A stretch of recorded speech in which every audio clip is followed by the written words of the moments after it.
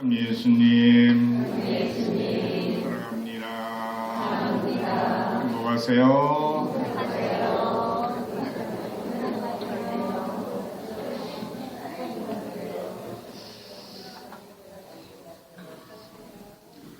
한 주간 평안하셨습니까? 벌써 10월 달을 맞이했고 우리는 10월 첫 번째 주일을 지내고 있습니다. 아시다시피 10월은 묵주의 기도 성월이죠. 로사리오 성월. 그래서 혼자가 아니라 성모님과 함께 이 달을 충실하게 걸어갈 수 있었으면 좋겠습니다. 여러분이 손에 묵주를 놓치지 않고 열심히 살아간다면 늘 성모님께서 우리를 지켜주시고 도와주실 것이라 믿습니다. 그리고 10월을 또 우리는 전교의 달로 지내고 있습니다. 아직도 주님을 모르고 세상을 살아가는 사람들이 많습니다. 그렇기 때문에 자기 욕심대로 살아가고 그 때문에 세상엔 여러 가지 불화와 갈등과 분열과 혼란이 생겨납니다. 그래서 보다 많은 사람들이 주님을 알고 믿어서 진리의 길을 걸어가고 평화의 세상을 이룩할 수 있도록 많은 사람들에게 기쁜 소식을 전할 수 있도록 용기를 내라. 그래서 전교의 달로 이 좋은 계절을 교회는 함께 노력하자고 당부합니다. 그리고 오늘 우리는 군인주의를 지냅니다. 아직도 우리나라가 남북으로 분단되어 있는 상황이기 때문에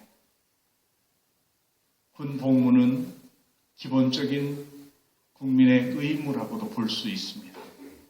누구나 가서 국방의 의무를 수행해야 되는데 그들은 남이 아니라 바로 우리들의 가족, 형제, 자녀, 손주들, 그리고 이웃 친척들입니다. 그들이 무사히 건강하게 맡은 소임을 충실하게 수행할 수 있도록 필요한 영육간의 건강, 안전 지켜주시기를 간구하며 특별히 기도하고 또 그들을 위해서 사목하는 군종 신부님들이 열심히 힘을 받아서 활동하고 그들을 도울 수 있도록 우리가 오늘은 군종 신부님들을 위해서 또 2차 헌금도 하면서 지원합니다. 총알이 떨어지면 싸울 수가 없으니까 총알을 지원하는 것이다 생각하면서 여러분이 정성껏 봉헌해 주시면 좋을 것 같습니다. 우리는 오늘 방금 예수님의 말씀을 통해서 겨자씨 하나만한 믿음이라도 있으면 엄청난 일이 이루어질 수 있다는 것을 들었습니다. 근데 그 겨자씨 하나만한 믿음 가지고 무엇이 가능할까? 이런 질문을 한다면 이 10월에 아주 훌륭한 성인, 성녀들이 축일로 지정돼서 우리가 공경을 하는데 어제가 바로 누구의 축일이죠? 소아데레사. 소아데레사 본명 가지신 분 계세요? 네, 저 뒤에도 2층에도 계신데 축하드리고 여기도 계시고 한데 소아데레사 성녀 아기 예수의 데레사라고도 불리죠. 그 수녀님이 어떻게 살았는지를 보면은 참 작은 선행과 믿음과 사랑으로 사셨는데 어떻게 그분이 그렇게 큰 성인이 되고 세상을 바꿀 수 있었을까? 이렇게 생각해 볼 수 있습니다. 이 데레사 성녀는 15살에 봉쇄수녀원에 들어가서 수녀로 살면서 24살의 결핵으로 순영원 안에서 선종하셨습니다.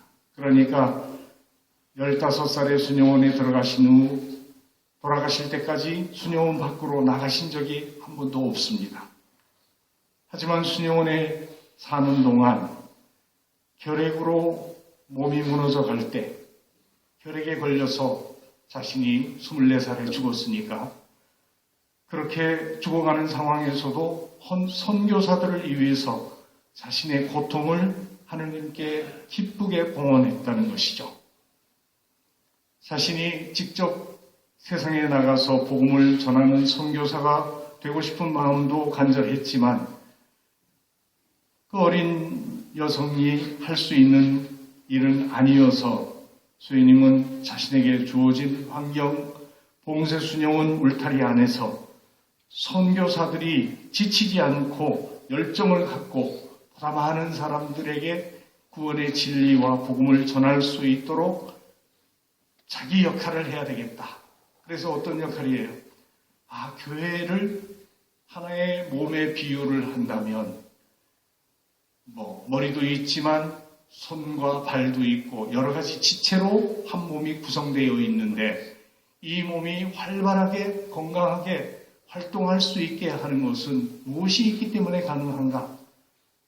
그래서 몸 안에 보이지 않고 드러나지 않지만 우리 몸을 지탱해주고 움직여주는 에너지의 원천이 있다. 그것이 뭐예요? 바로 심장인데, 심장이죠? 네.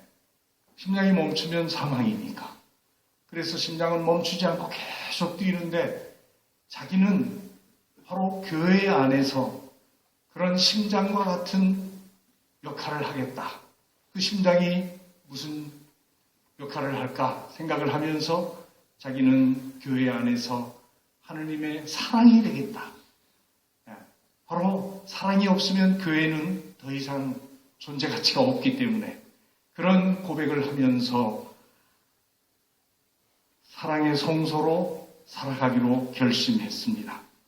설거지 한 번, 바느질 한 번, 아픈 몸을 이끌고 계단을 오르는 일 한 번도 전부 선교사들의 회개와 열정, 죄인들의 회개를 위한 사랑으로 실천했다고 합니다.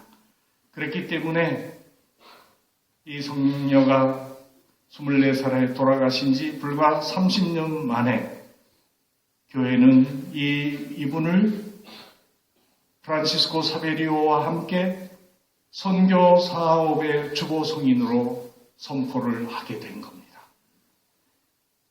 그러니까 봉쇄 울타리에서 짧은 생애를 살았지만 어떤 마음으로 살아가느냐에 따라서 그의 삶이 전혀 다른 가치를 지닐 수 있다는 것을 보게 됩니다. 그리고 이제 내일 모레면 10월 4일이 되는 거죠. 10월 4일은 아시시의 성 프란치스코 성인 축일입니다. 프란치스코 성인 본명 가신 분도 계시죠? 네. 그 프란치스코는 부유한 가정에서 자라났죠. 그래서 또래 청년들처럼 평범하게 그리고 방탕하게 살기도 했습니다. 그러다가 전쟁에 나가게 되는데 적군에게 잡혀서 페루자의 감옥에서 1년 동안 포로로 살아가게 됩니다. 그 포로로 감옥 생활을 하는 동안에 이 성인은 이 복음 말씀을 읽고 회개하게 됩니다. 그리고는 가난을 자신의 부인처럼 받아들이고 일생을 그리스도의 복음을 이웃에게 전하는데 바치기로 결심합니다. 그 당시 교회는 중세 사회의 교회가 얼마만큼 큰 힘을 갖고 얼마나 부유했는지 모르죠.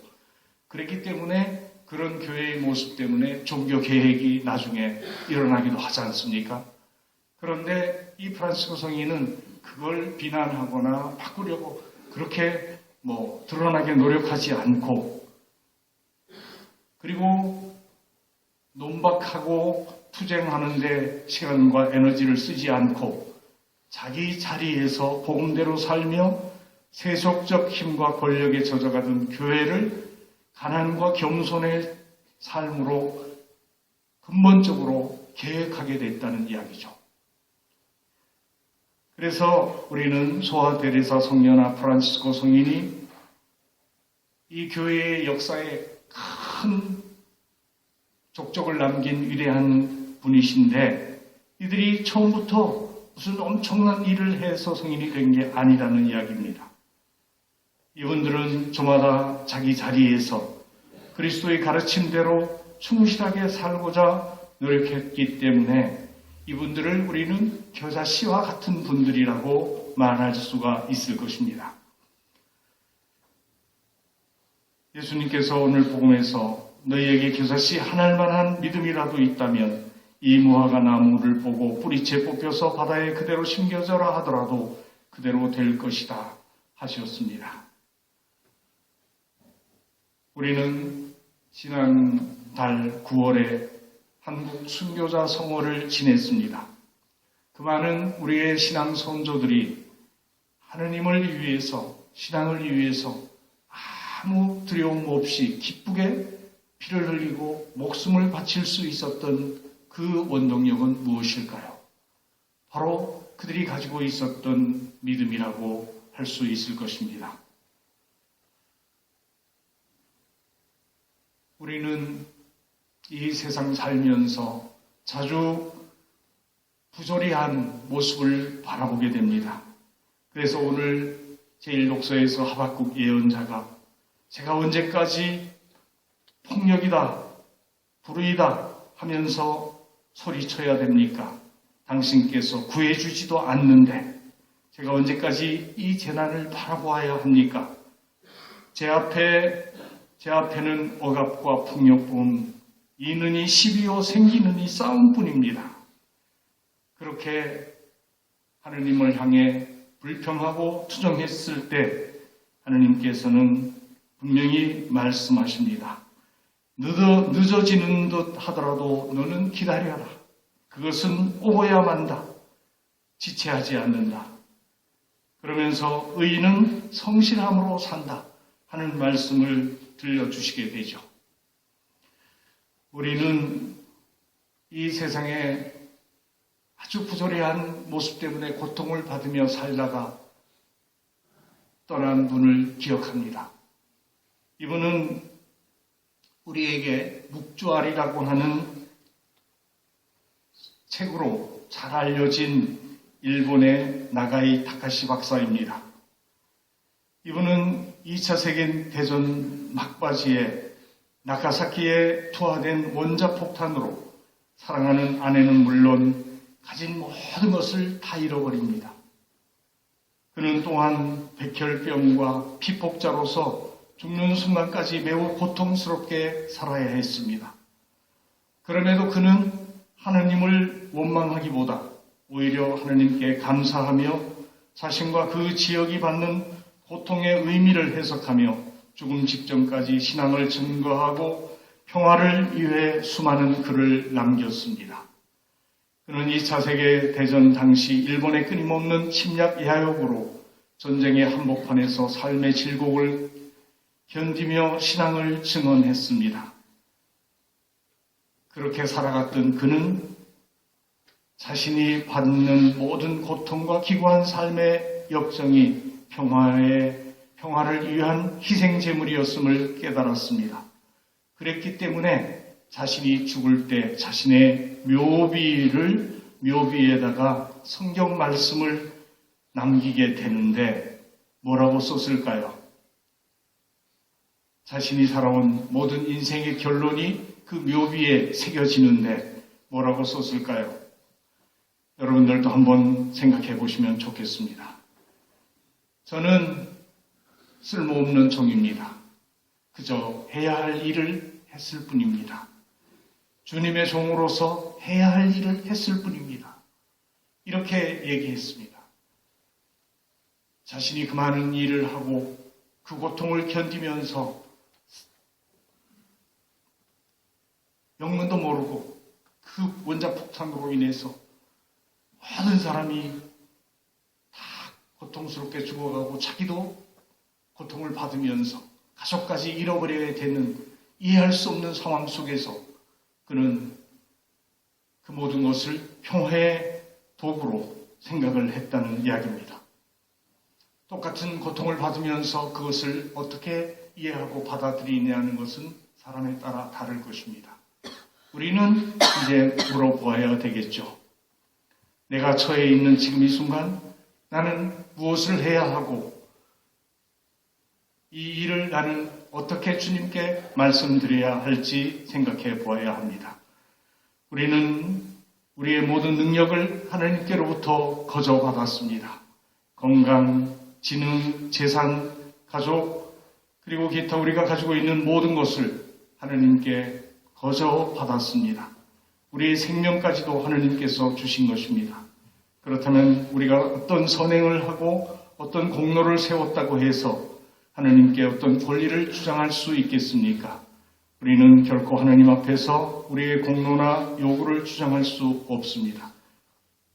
다만 감사드릴 수 있을 뿐입니다. 그리고 내 삶을 충실하게 그분 뜻을 따라 잘 살고 났다면 주님 감사합니다. 당신의 은총 덕분입니다. 이렇게 말씀드릴 수 있었으면 좋겠다 싶습니다. 마더 데레사 수녀님은 인도 캘커타에 가서 죽어가는 빈민들을 다 돌보며 사랑으로 보살폈습니다. 그렇게 살았던 그는 사람들에게 자신을 무엇이라고 얘기했습니까? 저는 하느님 손에 들려있는 몽땅 연필입니다. 하느님은 이 몽땅 연필을 가지고 아름다운 글도 쓰시고 아름다운 그림도 그려나가십니다. 하느님 손에 들어있는 사랑의 도구로서 자신이 몽땅 연필이라고 고백했던 마더 데레사를 또 생각하면서 나는 하느님 앞에 어떤 존재라고 생각하는지 스스로 한번 물어보았으면 좋겠습니다. 우리가 정말 믿음을 가지면 겨자씨 하나할 만한 믿음이라도 가지면 못할 것이 하나도 없다 생각한다면 이 묵주의기도 성호를 맞아서 성모님의 모범을 한번 떠올려 보시기 바랍니다. 성모님은 어린 처녀였음에도 불구하고 도저히 불가능한 일을 이루셨습니다. 주님의 종이오니 당신 뜻대로 제게 이루어지기를 바랍니다. 믿음으로 응답하신 성모님을 본받아 우리도 충실하고 겸손한 하나님의 종으로 살아가기로 결심하면서 이 10월을 열었으면 좋겠습니다. 그런 은총이 여러분 모두에게도 충만하시기를 진심으로 기원합니다. 잠깐 묵상하시겠습니다.